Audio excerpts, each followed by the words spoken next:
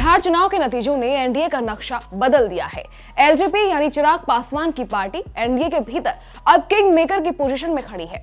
विधानसभा चुनाव में चिराग की पार्टी ने 29 सीटों पर चुनाव लड़ा और 19 सीटों पर जीत दर्ज की। यानी विधानसभा चुनाव में चिराग पासवान का स्ट्राइक रेट करीब लगभग 66% रहा, जो बेहद शानदार है।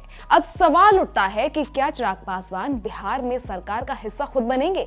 सवाल उठने लगे हैं कि क्या चिराग को डिप्टी सीएम का ताज मिलेगा?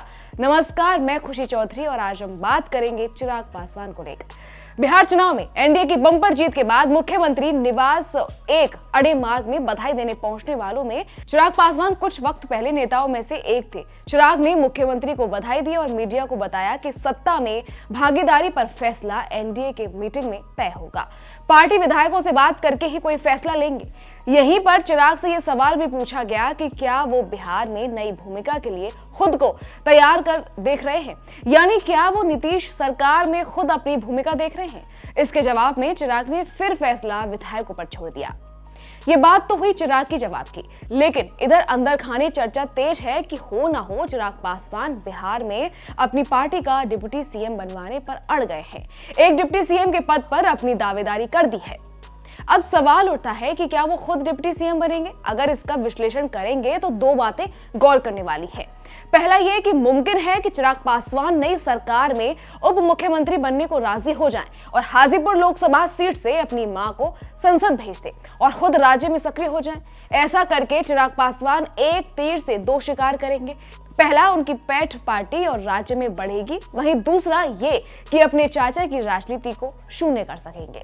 वहीं चिराग के बिहार में एक्टिव होने से दूसरा बड़ा दूरगामी फायदा दलित वोट बैंक में मजबूत पकड़ की हो सकती है। बिहार में दलितों के बीच रामविलास पासवान को हमेशा एक बड़े नेता के तौर पर देखा गया। चिराग पासवान अपने पिता के तर्ज पर बिहार में सक्रिय होकर दलित वोट बैंक पर मजबूत पकड़ रखने की कोशिश कर सकते हैं।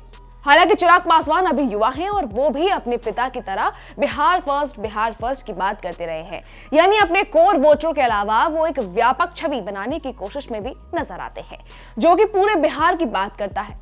चिराग पासवान हड़बड़ी में कतई नहीं दिखते। नकारात्मक हालात में भी कहीं सधे हुए राजनेता के तौर पर फैसले लेते हुए नजर आए। अपने चाचा के बगावत के बाद उनका कमबैक इस बात का सबूत है और अब चिराग के दोनों हाथ में सियासी लट्टू है। वो केंद्र में अपनी मां को भेजकर और हो सकता है खुद की जगह मोदी सरकार में मंत्री बनवाकर केंद्र की सियासत में भी दखल रख सकते हैं और वहीं खुद बिहार में एक्टिव होकर अपने को अगले चुनाव में बतौर मुख्यमंत्री प्रोजेक्ट करने के लिए जमीन तैयार कर सकते हैं। नीतीश कुमार को भले ही बड़ी जीत मिली हो, लेकिन उम्र की वजह से उनका और उनकी पार्टी का कोई भविष्य नहीं दिखता है। इस मामले में चिराग पासवान के पास बड़ा मौका है क्योंकि वो युवा हैं। यहाँ रामविलास पासवान को भी याद करना चाहिए। एक समय रामविलास पासवान सबसे कम उम्र के सांसद चुने गए थे। उनका राजनीतिक भविष्य उज्जवल था, लेकिन लालू यादव और बाद में नीतीश कुमार ने उन्हें राज्य की सियासत में पनपने नहीं दिया। रामविलास पासवान हमेशा ही केंद्र की राजनीति करते रहे। अब उनके बेटे के पास एक मौका है, वो बिहार में बतौर डिप्टी सीएम नई पारी खेल सकते हैं। हालांकि डिप्टी सीएम को लेकर चिराग पासवान ने अपनी मुट्ठी बंद रखी हुई है।